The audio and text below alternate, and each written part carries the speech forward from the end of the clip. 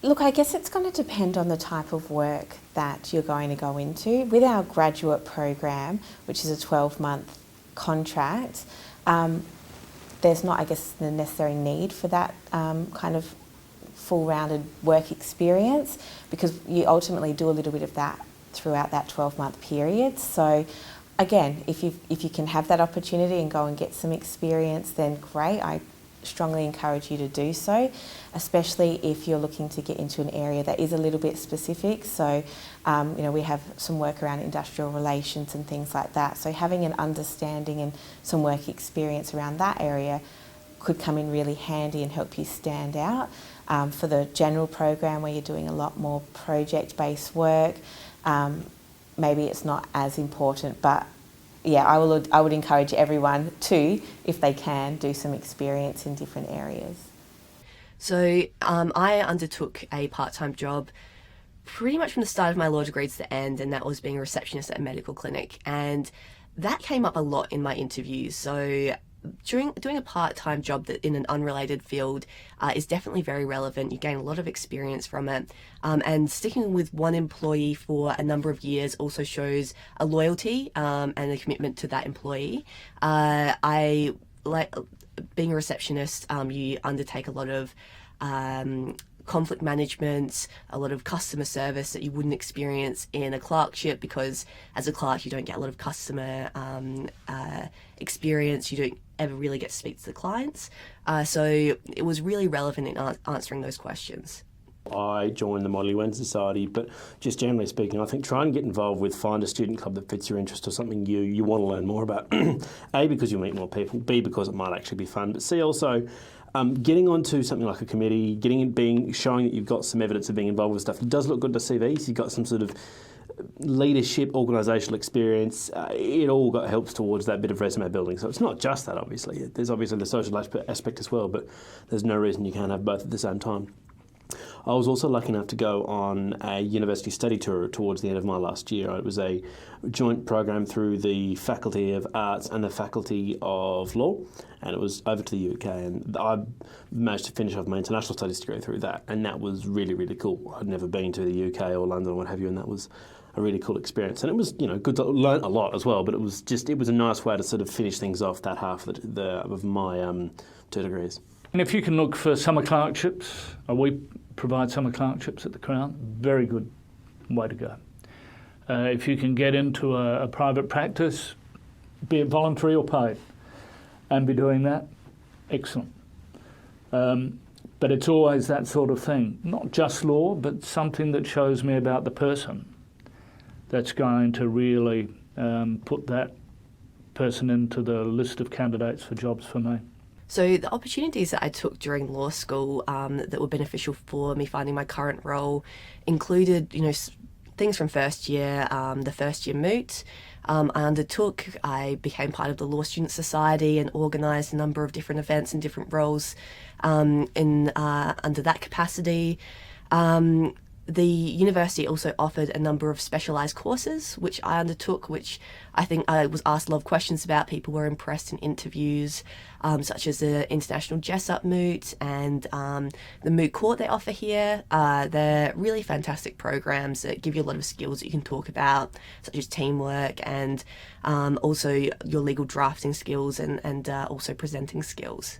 I did volunteer work for the Young Workers Legal Service through SA Unions. The Young Workers Legal Service is a group of volunteer law student advisors who are supervised by a qualified solicitor who provide advice about work-related issues to people under 30, which was where my interest in industrial relations started. I volunteered with human rights organisations like Amnesty International and Australian Lawyers for Human Rights. And I was on a couple of not-for-profit boards as well, being the YWCA and Shine SA. And I got all of those connections through talking to people around me and thinking about what I was passionate about, which were human rights and social justice. Throughout my studies, I've always worked part-time casual jobs that haven't always been industry relevant. I still think these are really important things to do, first of all, because you can't live off Centrelink. And second of all, because even though you might not be working in a law firm or in a legal capacity, working in customer service, hospitality, retail, it gives you so many skills about working with other people, trying to prioritise your time and organise your time with studies and work and other activities is crucial and sort of can make you look more attractive to an employer if you've been employed before in any kind of capacity. So I volunteered all the way through my degree at quite a few different organisations. I also arranged a few internships. One through the law school was the native title internship, but another one through the development studies component of my studies. Yeah, I'd really recommend that. You have 4 months of holidays every year as a student. That's so much time, and you don't have that time once you're working.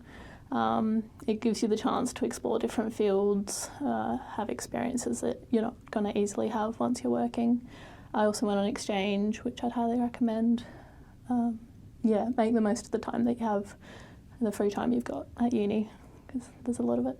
I learned enough about the law to know I didn't want to practice. I know how young law grads are often treated as batteries, as in you plug them in, you drain them, and then you flick them off and you stick someone else in. And I knew that whilst I probably could do it, I knew I would need to work hard enough that I'd need an extra degree of passion that I was just lacking in order to be able to get through that. So I knew from about then that I thought, okay, what else can I do that might be legal where I can at least use my degree, but it's not necessarily being a practitioner. Having said that, perhaps with the benefit of hindsight, I should have at least given it a go, if for no other reason than it would have been useful job application experience. So for anyone out there who's watching this and is on the fence about it, I'd recommend give it a go. If nothing else, you'll learn something from it, and you'll probably learn a bit about yourself. So in terms of work experience that I completed during my degree, it was a bit of everything really. I think like most students, I started doing unpaid volunteering to dip my toe in the water. And I did that at a community legal centre. That was a really great experience to see how those kind of organisations functions and the skills that you need to be a lawyer, because you do get to see people giving legal advice.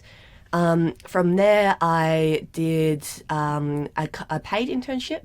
I think that any kind of work experience you can get is fantastic because it eliminates what you either do want to do or what you don't want to do. So I did a paid internship at a bank, which was really fantastic. And the thing about those internships is that they in themselves offer themselves up to grad roles as well. And then a clerkship during my last summer and another internship as well. And that was unpaid with the United Nations, as most of those ones are. But the good thing about it is if you do it through the university, through the human rights internship program, that does open yourself up to a bit more funding, which is fantastic and is a fantastic opportunity, and definitely run with that if you can. And also it's helpful to have an employer who can back up who you are, that you are what you say you are. You know those references on your CV, so there was that element to it as well. So I ended up, it depends on what job you're in, but any reference that can speak about that you can work, how you act in a work environment, and that can speak about what your character is under a certain situation, whether it's pulling beers behind a pub or packing bags at Woolies, whatever, it's all useful stuff to have. That because bearing in mind, okay, you can have a squillion and one, say, cadetships or internships under your belt, but a lot of people are still just going to be having those references from Woolies and what have you, and to a lot of potential employers, those are just as valid as something from, say, and obviously you want to go for those cadetships and those internships at, say, the high-flying law firms or wherever else you can get them. But the job packing bags at Woolies is still useful experience and useful money to have, so there's no reason to ignore that or what have you. In addition to studying, I think it's really important to be proactive about gaining part-time work, internships and co-curricular activities, because I think it makes you a really well-rounded applicant when you're applying for jobs and also entering into the workforce. And I think that might have been what set me apart from other people applying for the job. The native title internship was a brilliant opportunity to see what you'd learnt in a textbook play out in reality. And I was placed up in the Pilbara, and yeah, it was a great opportunity to meet other lawyers working in the area and see what native title means in practice. So to start off with, I was working part-time, as I said, during the uni holidays at the pool up in Roxby Downs, which is where I used to work at the leisure centre up there.